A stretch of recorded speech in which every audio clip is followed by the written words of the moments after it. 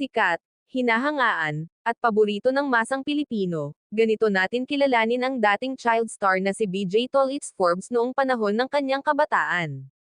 Ngunit sa likod ng mga ngiti at tawa na ibinigay niya sa telebisyon, nakatago ang isang napakatinding kwento ng kabiguan, pagsubok, at muling pagbangon. Sa isang eksklusibong panayam ng podcast na I Listen ni Cara David, naikwento ng aktor na hindi naging madali para sa kanya ang mga hinarap na pagsubok lalo na nang mawalan na ng project sa showbiz. Ayon kay BJ, nang pumasok siya sa yugto ng pagbibinato o ang tinatawag na awkward stage sa showbiz, biglang huminto ang dating tuloy-tuloy na agos ng mga proyekto. Dahil sanay na siya mula bata na siya ang nagpo-provide para sa pamilya, labis na naapektuhan ang kanyang mental na kalusugan. Umabot siya sa punto ng matinding depresyon dahil pakiramdam niya ay nawalan na siya ng silbi nang matigil ang kanyang income sa pag-aartista.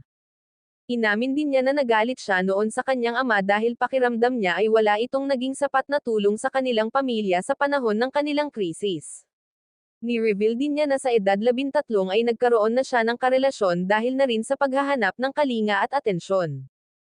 Ngunit ang pinakamatinding dagok na sumubok sa kanilang pamilya ay ang pagkawala ng kanilang mismong tirahan. Noong sikat pa si BJ, ang lahat ng kanyang kinikita sa mga commercial at shows ay ipinagkakatiwala niya sa kanyang ina. Ginamit ng kanyang ina ang halagang nagkakahalaga ng 2.5 to 3 na milyong piso upang bilhin ang kanilang bahay mula sa kanyang sariling ninang. Ang akala nila ay secure na ang kanilang kinabukasan, ngunit laking gulat nila nang matuklasan nilang naloko pala sila at nagkaroon ng malaking irregularidad sa dokumento at titulo ng lupa. Nang pumanaw ang kanyang mga ninong at ninang, ang mga naiwang anak nito ang bumalik upang bawiin ang ari-arian. Dahil walang hawak na matibay at legal na titulo ang pamilya ni BJ para ipaglaban ang lupa, wala silang nagawa kundi ang lisanin ang bahay at tuluyang mapalayas sa ari-arian na pinaghirapan niya mula sa pagkabata.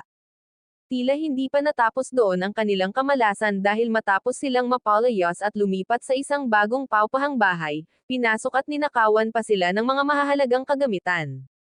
Sa gitna ng kanilang pinagdadaanan, malaking tulong umano ang pamilya ng kanyang nobya na nagpatuloy sa kanila sa isang bahay.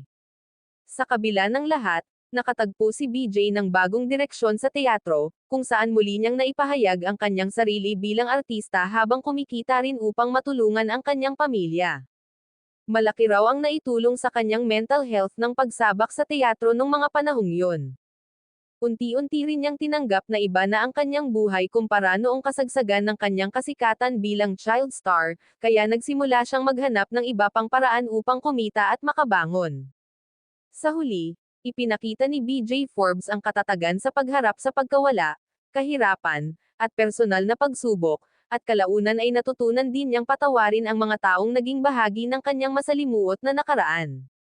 Ngayong siya ay isa ng ganap na asawa at ama, patuloy siyang nagsusumikap sa pamamagitan ng pagiging direktor sa mga dula, pagtanggap ng mga hosting gigs, at pagtutok sa kanyang pamilya.